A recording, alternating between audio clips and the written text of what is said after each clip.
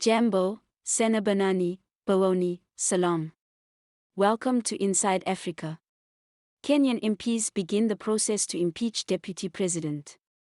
Members of Parliament in Kenya have started the process of removing the country's Deputy President from office. Those who backed the effort accuse Rigathi Gachagua of having a role in June's anti-government demonstrations which turned deadly, as well as involvement in corruption, undermining the government and promoting ethnically divisive politics. The Deputy President has dismissed the allegations.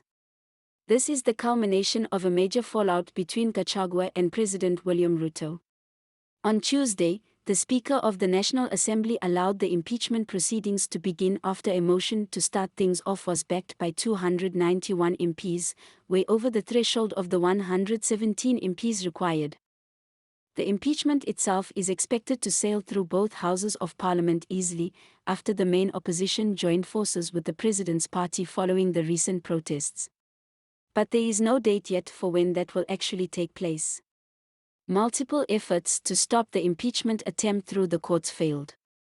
The power struggle between the president and his deputy has led to concerns of instability at the heart of government, at a time when Kenya is in the throes of a deep economic and financial crisis. Ruto chose Gachagua as his running mate in the 2022 election, when he defeated former Prime Minister Raila Odinga in a bitterly contested election.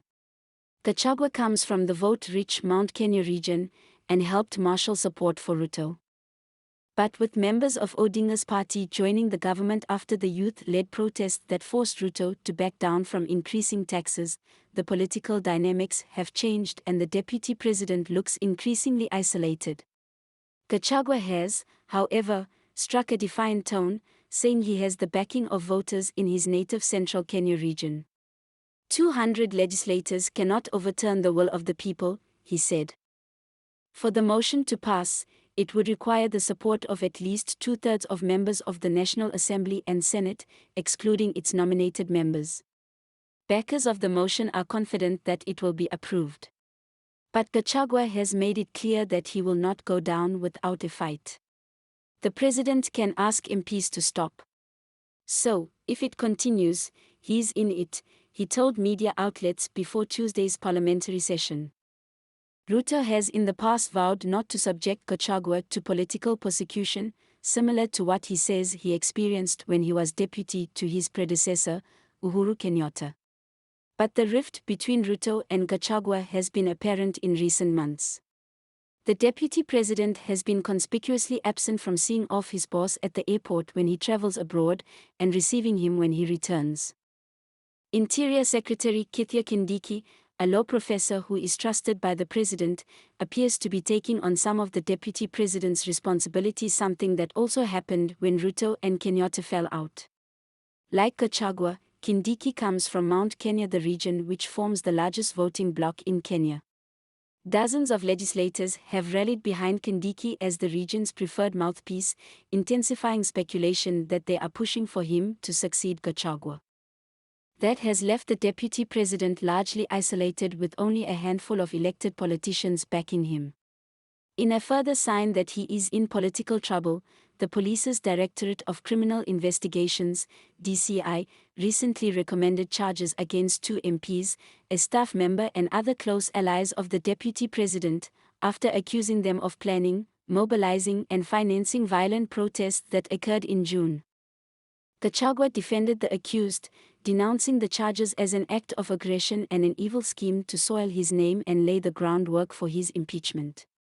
In Parliament last week, Kindiki, under whose ministry the DCI falls, pledged to remain neutral, but made it clear that high-level individuals will be prosecuted. We are dealing with the aftermath of the attempted overthrow of the Constitution of Kenya by criminal and dangerous people who almost burnt the Parliament of Kenya. We have a job to do, he said. But many of the young people who were at the forefront of the protests dismiss suggestions that Gachagua's allies were behind it, and see the bid by lawmakers to oust him as an attempt to deflect attention from bad governance. They say that if the deputy goes, the president must go too. In the Senate, an opposition legislator has filed a censure motion against the president. It does not bear the same weight as impeachment and has no legal consequence. Ruto, who is expected to host legislators from his party later this week, will be weighing the political risks of moving against Gachagua, but some lawmakers say they do not want him to wade into the debate, a tough ask. For now, Gachagua's fate rests with legislators, but one man might still extend him a renewed lease of political life: the president.